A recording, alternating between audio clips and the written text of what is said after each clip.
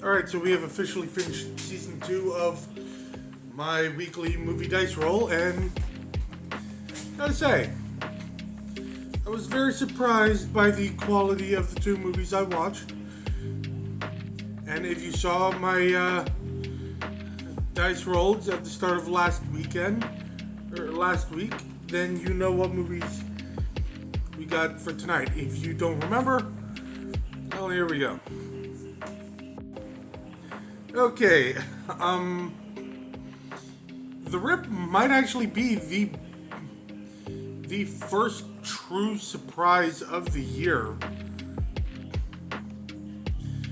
Honestly, I kept hearing that it wasn't the most original or unique crime thriller, and honestly, the concept was really impressive, and the twists were truly unique.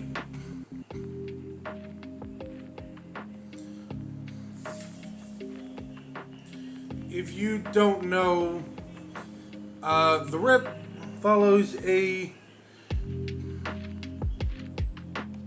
team of officers who are investigating a house and learn that there is up to $20 million in buckets hidden. Frankly, the chaos of the movie really made me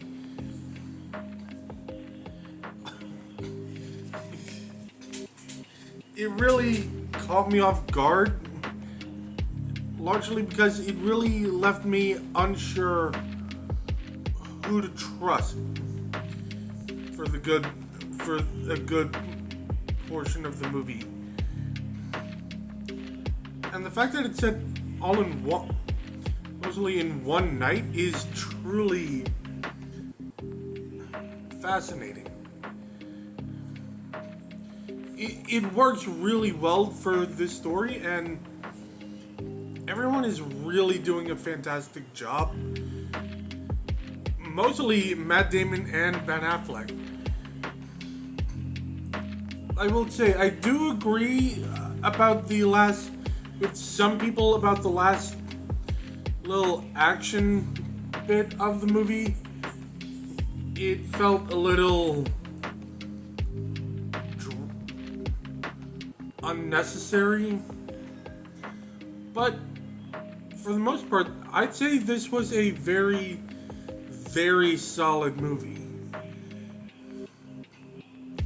Honestly, great writing, fantastic acting, and even though the action scenes weren't necessary, I still kind of liked them a little.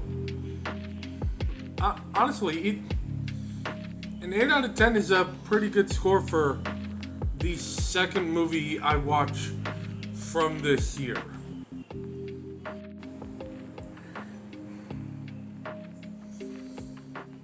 Okay, so hear me out. I know I'm gonna get some backlash for this when it comes to this movie. While, yes, I understand it is polarizing, it's still considered a very popular movie. I didn't like it. I didn't find anything funny. I didn't find the characters engaging. The cringe was more there than the comedy, but I'm gonna be honest, I was mostly just I was just sitting there as if I'm watching another uninspired comedy. Is it the worst comedy I've ever seen? Not even close. Honestly, I've seen some pretty god-awful comedy films. But for a movie with a legacy like this,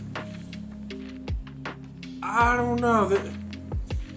Sacha Baron Cohen's brand of comedy just doesn't appeal to me. If you like the movie, that's perfectly fine.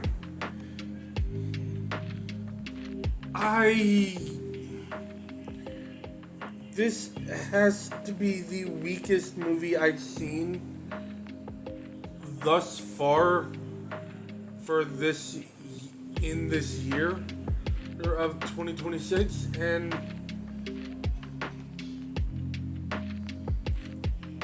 that's largely because I'm very clearly not the target audience of this movie. I mean, hell, I grew up in the 2000s where movies like this really stood out. I don't know. It just wasn't my kind of thing. If it is yours, again, that's your opinion. I respect it. It's the kind of movie for you. But for me, my score is genuinely going to attract some people calling me a sissy. But I have Borat at a 3. I know I'm definitely not gonna be watching the sequel anytime soon. Alright, so all 3 sections of this season of the Dice Roll, the last movie was a 5 or lower for me. Honestly, it's not what I expected to happen. But I can't say I'm too shocked. Anyway, again, I will be providing more movies that I feel like watching now. Now, again, this is the end of season 2. And frankly, I've already got the first movie post dice roll set. I'm not telling you. I'm not telling you when it came out. I'm not telling you who's in it. I'm not telling you anything about it. You will find out next weekend. But I am still with the challenge of get me to 1,000 followers by November, and I will put the Snow White remake on that list.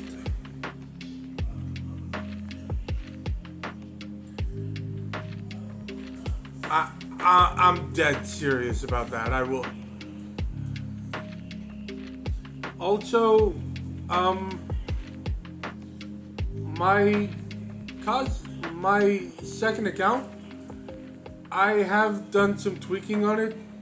It's not just gonna be cosplay stuff. I'm gonna try and post more often on there, mainly for skits, audios, and stuff like that.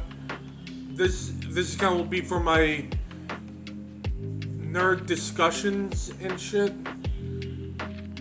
While if you want some fun, go follow over there.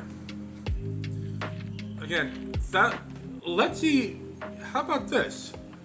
Let's see which one of those accounts gets to 1,000 followers first. I will be posting more on there starting either later this week or this coming weekend. And we'll see. Anyway, Deadly Destruct, signing off.